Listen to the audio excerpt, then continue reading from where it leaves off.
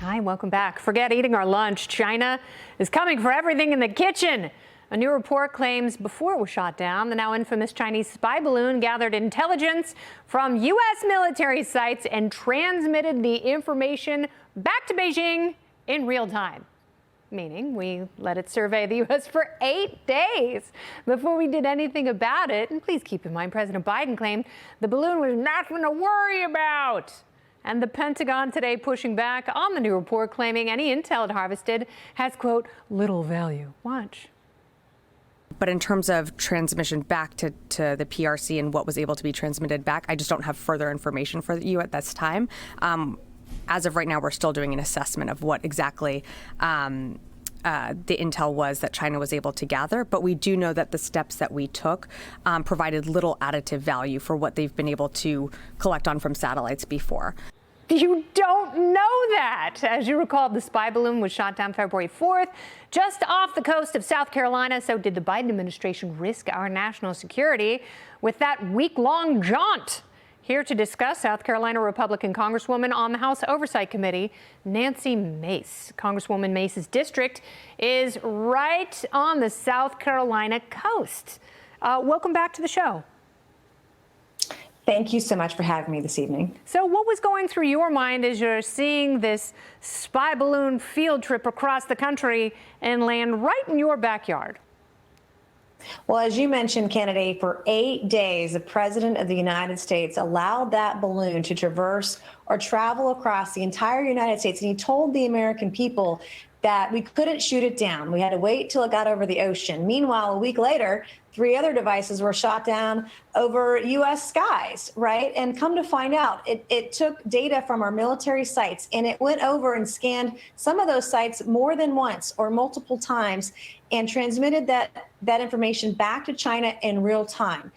It is insanity to me that we allowed this to happen. And make no mistake, the president allowed this to happen in the United States. So do you believe the Pentagon when they so confidently say that nothing was transmitted back to China? They're not really worried about what the communist Chinese government got from this spy, but we're hearing reports that they were actively taking signals and all sorts of signal intelligence and sending it back to Beijing. They didn't have to wait. They knew the thing was going to be shot down, so they equipped it with devices that could hoover up information, not necessarily images, and send it back.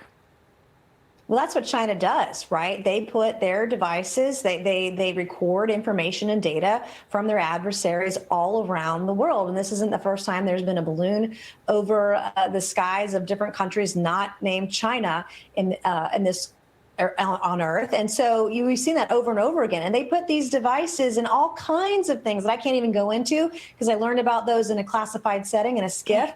But this is what China does. And we allowed them to go over nuclear sites, military sites before we shut it down. And yet a week later, the administration was randomly shooting down other objects out of the skies, no problem. But this one, not so much. Meanwhile, we found out a week or two ago that the president's family was being paid off by communist China. More on that on oversight in the next couple of weeks and months ahead. Well, I would like some answers because it doesn't make a lot of sense that the president likes to talk out both sides of his mouth. He likes to talk tough about China and we're not going to stand for it. Ah, heck. And then, the other side is like, they're not going to eat our lunch. They're not a serious threat. So even if his family weren't compromised by God knows what sort of information and access they paid millions and millions of dollars for, even if this administration is just incompetent, isn't that worrisome enough?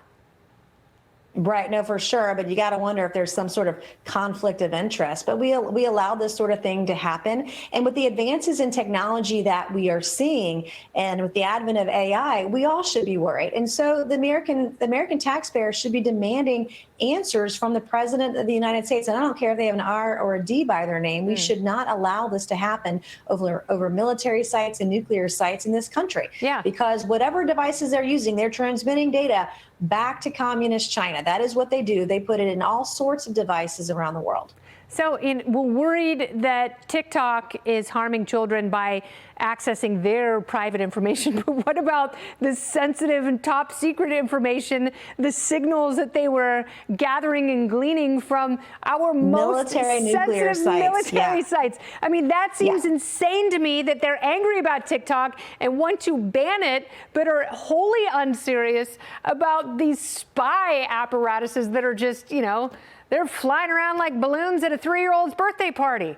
All right. Well, no, that's right. We got it backwards. I mean, the U.S. government doesn't have any constitutional right to ban apps in the App Store, number one. Number two, TikTok said that they would utilize Oracle for American data, so we don't have to be concerned about our data being transmitted back to China.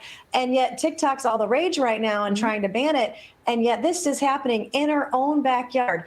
Literally, and we know it, and we have that information, and we do nothing. Yeah, no, if I were you and Lisa Murkowski, I would be like so mad, but it would be really fun to see you guys get together and talk about your various states, because I think they're quite different, but equally alluring. Congresswoman Mace, thank you so much.